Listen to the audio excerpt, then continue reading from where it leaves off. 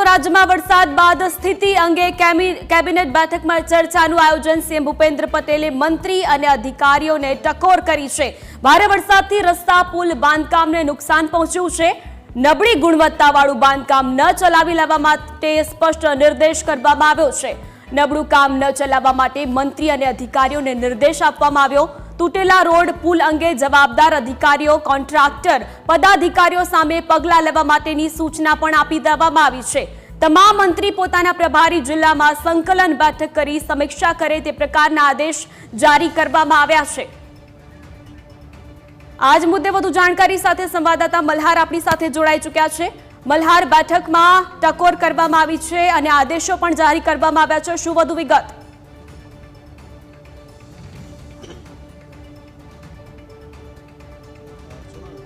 તો મુખ્યમંત્રીની અધ્યક્ષતામાં આજે કેબિનેટ બેઠક મળી હતી। આ બેઠકની અંદર મુખ્યમંત્રીએ મંત્રીઓને અધિકારીઓને ટકોર કરી છે। ખાસ કરીને રાજ્યમાં જે રીતે અત્યારે વરસાદની પરિસ્થિતિ જોવા મળી રહી છે, સૌરાષ્ટ્ર અને દક્ષિણ ગુજરાતમાં જે રીતે ભારેથી અતિ ભારે વરસાદ જોવા મળ્યો છે, ઉપરાંત ઉત્તર ગુજરાતમાં ભારે વરસાદ જોવા મળી રહ્યો છે। વરસાદના કારણે રોડ રસ્તાઓ તૂટ્યા હોવાની ફરિયાદો જે છે તે સરકાર સમક્ષ આવી છે, જેને લઈને મુખ્યમંત્રી આજની કેબિનેટ બેઠકની અંદર અધિકારી અને મંત્રીઓને જે છે તે ટકોર કરી છે કે તેઓ પોતાના પ્રભારી જે વિસ્તાર છે એટલે કે જિલ્લામાં જે પ્રભારી મંત્રી તરીકે જવાબદારી નિભાવે છે તે તમામ જગ્યા ઉપર જઈને સંકલન સમિતિની બેઠક કરે અને જે જગ્યાએ રસ્તાઓ, રોડ અને નબળું બાંધકામ જે સામે આવે છે તો કોન્ટ્રાક્ટર સમક્ષ જે છે તે પગલાં ભરવા જોઈએ। આ ઉપરાંત જો કોઈ અધિકારી કોન્ટ્રાક્ટરને છાવરવાનો પ્રયાસ કરશે અથવા તો તેને બચાવવાનો પ્રયાસ કરશે અને એની નબળી કામગીરી જે છે તે છુપાવવાનો પ્રયાસ કરશે તો સરકાર અધિકારી વિરુદ્ધ પણ જે છે તે સખ્તમાંથી સખ્ત પગલાં જે તે ભરી શકશે।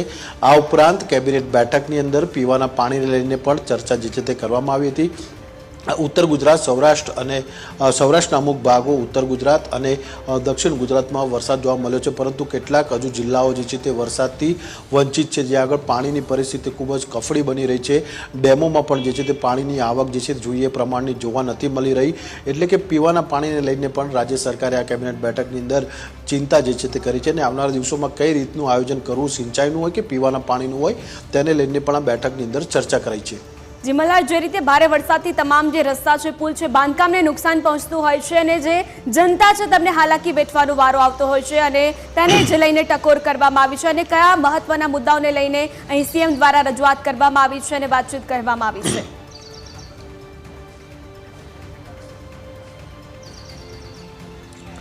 ચોક્કસથી સોનલ, નજર કરીએ તો જે રીતે અત્યારે વરસાદ જોવા મળ્યો, ખાસ કરીને મોટા મહાનગરોમાં જે અમદાવાદની જો વાત કરીએ તો અમદાવાદમાં પણ જે રીતે અમદાવાદના પોશ વિસ્તારમાં વરસાદ પડ્યો હતો ને જે રીતે ભૂવાઓ પડી જવા, રસ્તાઓ તૂટી જવા, કારણ કે થોડાક મહિનાઓ પહેલાં એટલે કે વાઇબ્રન્ટ સમિટ દરમિયાન જે રોડ રસ્તાઓના કામ થયા હતા તે રોડ રસ્તાઓ પર ભૂવા પડવા, ખાડા પડવા અથવા તો ક્યાંક પુલોની જે છે તે નબળાઈ અથવા તો પુલ ભારે વરસાદ અને પાણીના તણાવના કારણે જી આપણી સાથે આઉટપુટ એડિટર જીગર જોડાઈ ચૂક્યા છે। જીગર, શું વધુ જાણકારી જે રીતે સીએમ દ્વારા ટકોર કરવામાં આવી છે અને અધિકારીઓને સૂચના આપવામાં આવી છે? મલ્હાર, અવાજ મળી રહ્યો છે મારો? મલ્હાર, સવાલ એ છે કે ન્યૂઝ કેપિટલે આખા રાજ્યમાં રિયાલિટી ચેક કર્યું છે અને તસવીરો આપણે ટીવી સ્ક્રીન પર પહેલા ફૂલ દર્શાવીએ કે આ રસ્તાના અમે તમને સાહેબ પુરાવા પણ આપીશું, જો તમે આ જગ્યાએ જશો તો એની સામે કાર્યવાહી કરવામાં આવશે। આ કોન્ટ્રાક્ટર જે તે વ્યક્તિ છે એ તસવીરો એકવાર પીસીઆરની ટીમને કહીશું કે રસ્તાઓના રોડની તસવીરો અને આપણી પાસે તમામ એ તસવીરો છે બતાવીએ, જેથી આપને ખ્યાલ આવે કે કઈ રીતની સિચ્યુએશન છે રાજ્યના રસ્તાઓની। આ માત્ર એક રસ્તો નથી, રાજ્યની તમામ જગ્યાએ ન્યૂઝ કેપિટલે રિયાલિટી ચેક કર્યું છે અને તસવીરો પણ બતાવી છે મલ્હાર।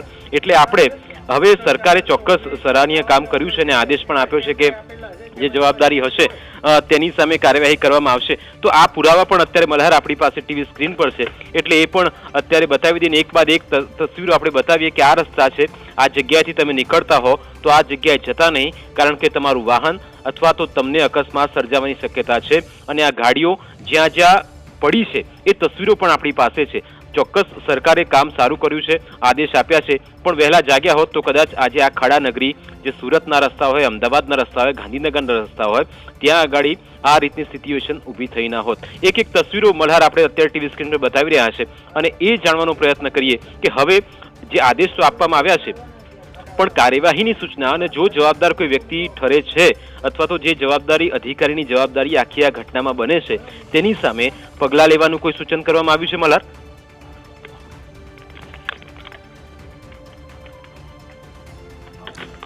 ચોક્કસથી જીગર, નજર કરીએ તો જે રીતે કેબિનેટ બેઠક થઈ હતી, આપે જે રીતે અત્યારે ટીવી સ્ક્રીન ઉપર પણ ન્યૂઝ કેપિટલના દ્રશ્યો બતાવી રહ્યા છો કે અમદાવાદ હોય, બરોડા હોય, રાજકોટ હોય કે ગાંધીનગર હોય કે જામનગર હોય, તમામ જગ્યાએ જે રીતે ભૂવા પડવા, ગાડી પડી જેવીની ઘટના જે ન્યૂઝ કેપિટલે ઉજાગર કરી હતી, લોકોને સાવચેત કર્યા હતા. સરકારે ચોક્કસથી આ મામલે ધ્યાન તો લીધું જ છે, પરંતુ મહત્વની વાત એ છે કે આજે કેબિનેટમાં પણ આ મામલે ટકોર કરવામાં આવી હતી ને જ્યાં આગળ ભૂવાઓ પડે છે, રસ્તાઓને ડેમેજ થયું છે, એટલે કે કોન્ટ્રાક્ટરો ક્યાંક નબળી ગુણવત્તાનો માલ સામાનનો ઉપયોગ કરીને રસ્તા બનાવ્યા હોવાની વાત સામે આવી છે. એટલે કે મુખ્યમંત્રી અત્યારે પ્રાથમિક તબક્કે જે છે તે અધિકારીઓને ટકોર કરી છે કે જો તેમની જવાબદારી નીકળશે તો ચોક્કસથી તેમની સામે કડક કાર્યવાહી કરવામાં આવશે. એટલે કે ચોમાસા સુધી હજુ જોઈએ એ પ્રમાણનું ચોમાસું જે છે તે ગુજરાતમાં જામ્યું નથી, પરંતુ જો હજુ ભારેથી અતિ ભારે વરસાદ થશે ત્યારે સરકાર જે છે તે જોશે કે કયા રસ્તાઓને કેટલું નુકસાન થયું છે, કોન્ટ્રાક્ટરે ક્યારે કામ કર્યું હતું, ક્યારે રોડ રસ્તા બનાવે છે, તમામ વિગતો, તમામ ફાઇલો જે છે તે મંગાવવામાં આવશે, તેનો અભ્યાસ થશે અને ત્યારબાદ જવાબદાર અધિકારી હશે કે પછી કોન્ટ્રાક્ટર હશે તેના વિરુદ્ધ જે છે તે કડક કાર્યવાહી કરવામાં આવશે. સરકારનો સ્પષ્ટ નિર્ણય છે. પણ હવે હું તસવીરો એ દર્શકોને બતાવવા માંગુ છું, જે તસવીરો આપણી પાસે છે, કયા કયા રસ્તાઓ પર અમારી ટીમ પહોંચી, અમે પહોંચ્યા અને એ રિયાલિટી ચેક કર્યું જેમાં એ તસવીરો સામે આવી છે.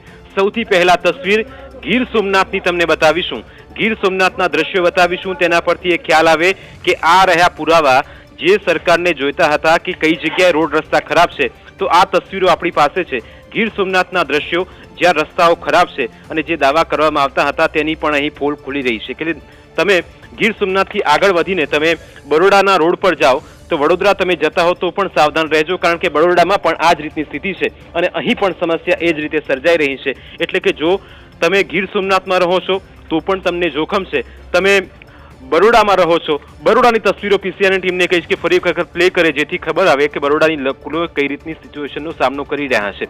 જે જનતા ટેક્સ ભરે છે એની સામે આ પ્રકારની જો સુવિધા મળતી હોય તો ચોક્કસ સવાલ ઊભા થાય. સરકારે ચોક્કસ જે કેબિનેટની બેઠક હતી તેમાં સ્વાભાવિક રીતે આદેશ આપ્યા, પણ શું તેની સામે કડક પગલાં ભરવામાં આવશે? શું આદેશ આપવાથી વાત પૂરી થઈ જાય છે? એટલું જ નહીં, તમે બરોડા જઈ આવ્યા, તમે ગીર સોમનાથ ગયા, પણ જો તમે વલસાડ જતા હોય તો પણ સાવધાન રહેજો. વલસાડની તસવીરો પણ એકવાર બતાવીશું ટીવી સ્ક્રીન પર કે ખ્યાલ આવે કે વલસાડ એટલે કે દક્ષિણ ગુજરાત એક એવું મોટી જગ્યા જ્યાંથી અવર જવરનું એક માધ્યમ છે, એ વલસાડમાં પણ ખાડા રાજ છે અને તસવીરો પણ આપણે બતાવીએ જેથી ખ્યાલ આવે કે આ વલસાડ છે.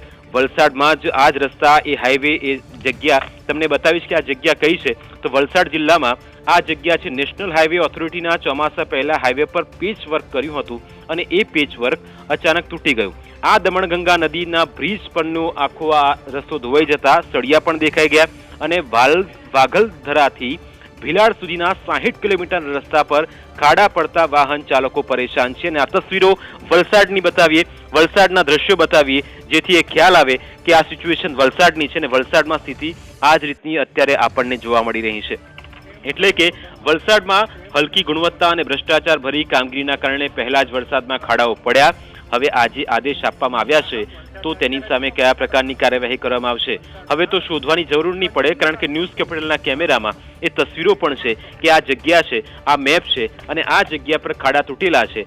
જવાબદારી કોની બનતી હતી? ફરી એક વખત 3 તસવીરો બતાવીએ. સૌથી પહેલા ગીર સોમનાથ, ત્યારબાદ વલસાડ અને બરોડાની 3 તસવીરો બતાવીશું ટીવી સ્ક્રીન પર, જેથી અલગ અલગ તસવીરો પરથી આપણને ખ્યાલ આવે કે એ કઈ રીતની સિચ્યુએશન અહીંયા અલગ અલગ રાજ્યના રસ્તાઓની છે. એટલે ગીર સોમનાથમાં પણ તમને ગોબાચારી જોવા મળે, તમે બરોડા તરફ જાઓ છો તો ત્યાં પણ તૂટેલા રસ્તા જોવા મળી રહ્યા છે, તમે આ તરફ દક્ષિણ ગુજરાતમાં વલસાડ તરફ જાઓ છો ત્યાં પણ સિચ્યુએશન છે. વાત અહીં પૂરી થતી નથી, આપણે આગળ વધીશું ને બીજા રસ્તાઓની પણ વાત કરીશું કે હવે જે તમામ તસવીરો અલગ અલગ છે અને આ તસવીરો પરથી તમને નવસારીમાં પણ જો તમે જાઓ છો તો નવસારીની તસવીરો પણ એકવાર બતાવી દઈએ કે નવસારી નેશનલ હાઈવે પર વાહન લઈને જતા હો તો જરા સંભાળજો, કારણ કે હાઈવે પર વાહન હંકારવું એ જીવના જોખમ મૂકવા સમાન છે.